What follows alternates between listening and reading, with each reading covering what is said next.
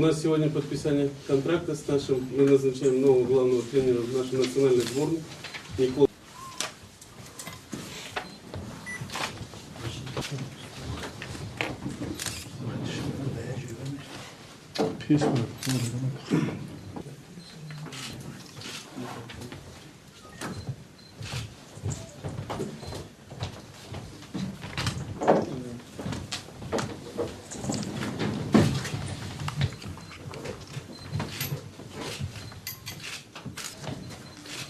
Это наш